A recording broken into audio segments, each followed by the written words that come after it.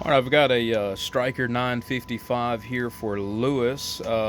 This is not really about Lewis's specific options or his radio, his video for his radio yet. I will likely, make another or just make another video of the next radio that I do, or next few. We don't post a video on every one, but anyway, I'm in the midst of working on this radio, and this gentleman, he is getting variable peak power and variable average power. Dial a bird. What I'm going to do is I'm going to give an example of some of the versatility of what you can do with the variable bird power, variable bird average swing rather. So right now I'm starting with my carrier all the way up, and we are going to see what we're dead keying. We're looking at a 100-watt slug here, and we are keying up at 22 watts. 22-watt carrier here. I'm going to modulate that carrier, and you'll see we're modulating to about 34 bird or so, and over 100 pp. That is producing a pure sine wave, and that is using none of the dialer bird. So my dialer bird is all the way in the off position. I'm not utilizing any of it to get more average output. We'll check out our LPs, 127 watts here, checking out our spectral purity on the spectrum analyzer. Everything looks clean, just like it should. Everything looks good.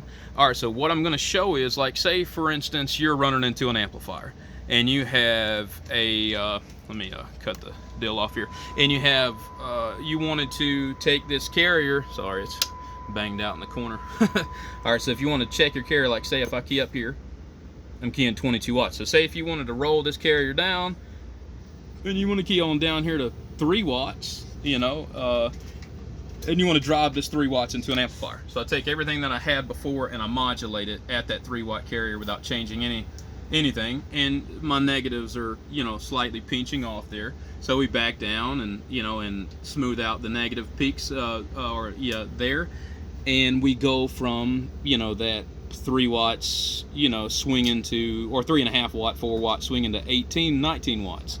So, to keep the sine wave clean.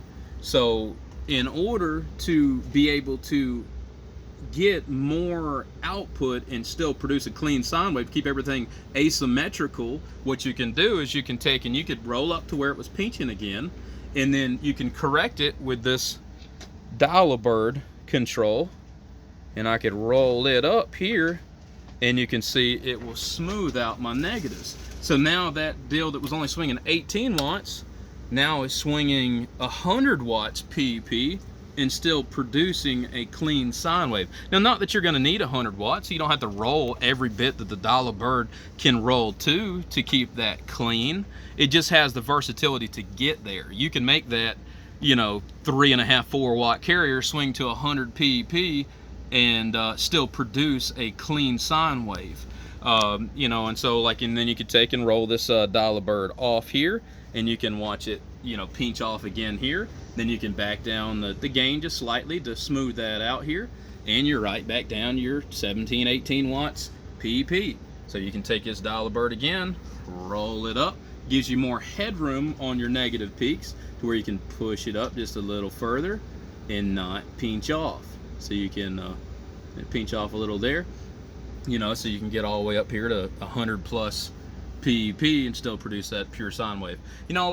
Chances are you're going to want to key, 3 watts and maybe swing 50 watts for a lot of amplifiers, but it just shows the versatility of where you can get to. You can keep everything asymmetrical from a carrier like a 3 or 4 watt carrier and still keep it clean all the way up to 100 watts. So you have full control to make it anywhere you need to be able to make the radio. And if you just want to run a 4-to-1, it has the capability of running the 4-to-1. If you want to run a 250% modulation at a 10-to-1, you can still do that and still produce it clean. Maybe the video will come out making sense a little bit. I can show one more example. This is show an example of doing something improperly. Like say if you wanted to have this peak control all the way up right here, and you got your carrier all the way up, and we modulate this and we look at it here. Oh, I got my dialer bird up here still, so we can dial that dialer bird back down, and we got our carrier all the way up, got our peak all the way up. So now if I take something here that's able to have enough headroom and I dial this peak control down. See, when I dial it down, it starts to flat top there. It doesn't have enough headroom. You have to drop your carrier to keep it proportional with your PEP output. I know there's a lot of information and trying to understand everything that's going on there, but I'm just trying to show the versatility of what you can control. You can go to any carrier, anything you need for any drive on any amplifier, and still keep the sine wave like you want it and get to the drive that you need to drive your amplifiers. I do these radios this way for versatility. I can set anything internal, set all parameters internal to match to whatever a customer needs, but some people want the versatility to be able to run into a barrage of different boxes and amplifiers, stuff like that, to have control over. But maybe we'll make sense of this video, and hope you enjoy it, and we'll try to give a little more information as we go along.